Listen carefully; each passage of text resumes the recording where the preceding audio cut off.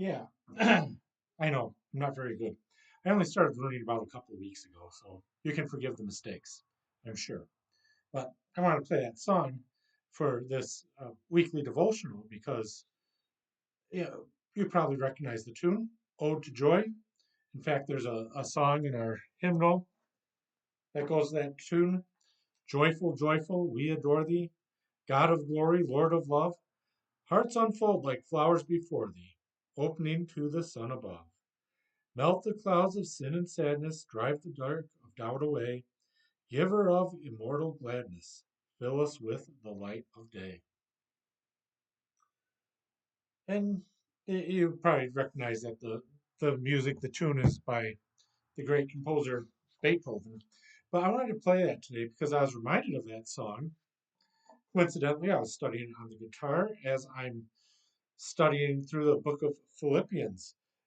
My morning devotional during the month of October is going to be to read through the book of Philippians every morning. And of course, Philippians is well known as the book of joy.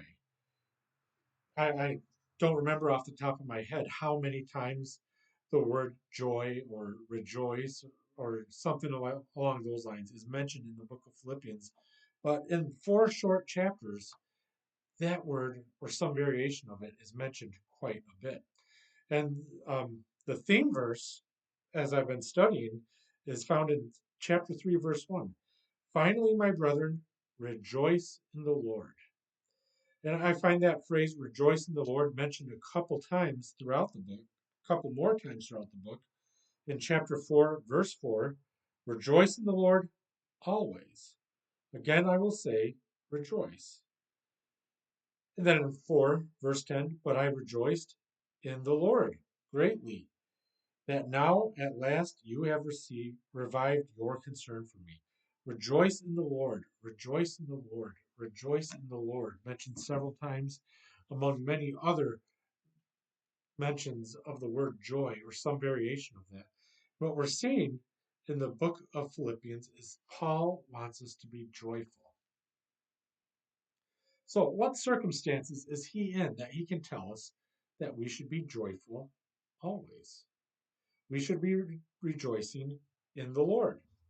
Well, Paul, as it turns out, when he's giving us all these commands, all of these exhortations, all of these urgings to be joyful, he's actually writing from prison. He's actually writing from prison, of all places to say, hey, I'm rejoicing. You should be rejoicing too.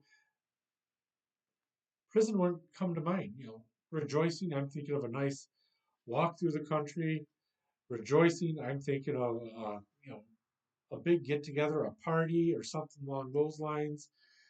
No, he's in prison and he's still telling us to be joyful.